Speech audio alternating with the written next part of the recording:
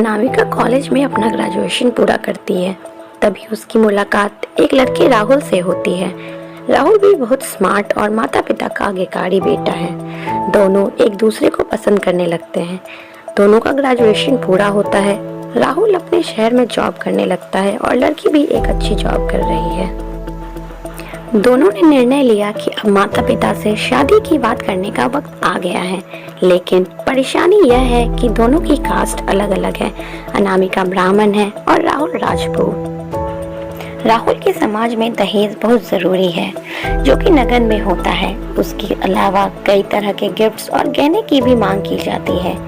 राहुल ने अनामिका को यह स्थिति स्पष्ट की और कहा, घर वालों को मनाओ, अगर तुम सभी मांगे पूरी करवाती हो तो मेरे माता पिता तुम्हें पलकों पर बिठाएंगे। अनामिका ने अपने माता पिता से यह बात कही। अनामिका के माता पिता को यह बात पसंद नहीं थी, पर अनामिका की जिद थी कि अगर मुझे दहेज दोगे तो मेरी इज्जत बढ़ेगी। अनामिका के माता पिता सक्षम भी थे, बिना मांगे भी अनामिका को बहुत कुछ दे सकते थे, पर उन्हें इस तरह दहेज की मांग करने वाले लोग पसंद नहीं आ रहे थे।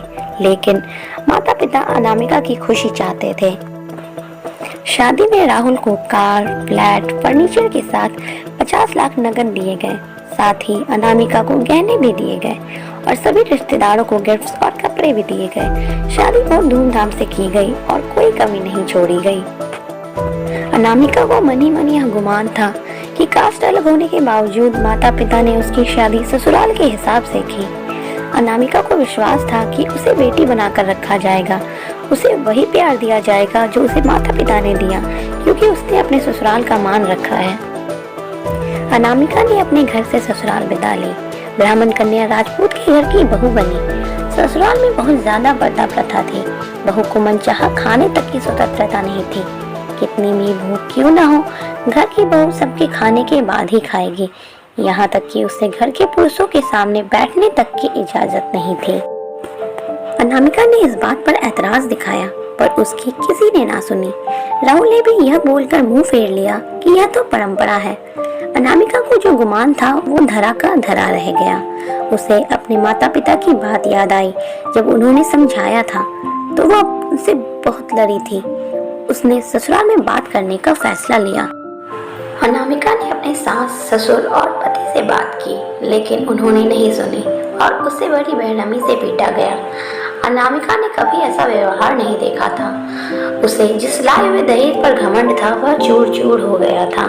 अनामिका को माता पिता से बात करने में भी शर्म महसूस हो रही थी और इसी कश्मकश में एक दिन अनामिका ने अपने आप को खत्म कर लिया।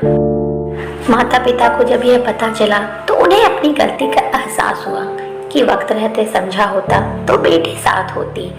जो लोग दहेज पर बेटे की शादी करते हैं उनकी सोच हर तरह से छोटी होती है। जो बेटे को नीलाम कर सकते हैं वो किसी और की बेटी को कैसे अपनी बेटी बना सकते थे। दहेज कभी खुशियों की चाबी नहीं बन सकता, यह बात सभी को समझनी होगी। इस दहेज प्रथा की कहानी में आपने पढ़ा होगा कि माता पिता ही नहीं, लड़की की सोच भी दहेज को सपोर्ट कर रही थी। कई बार लड़कियों को दहेज का गुमान हो जाता है, पर जो लोग लोभी होते हैं वो कभी अच्छे नहीं हो सकते। यह बात सबको समझने की जरूरत है। अगर आपको मेरी ये कहानी अच्छी लगी हो तो प्लीज इसे लाइक, शेयर और सब्सक्राइब जरूर करें। धन्यवाद।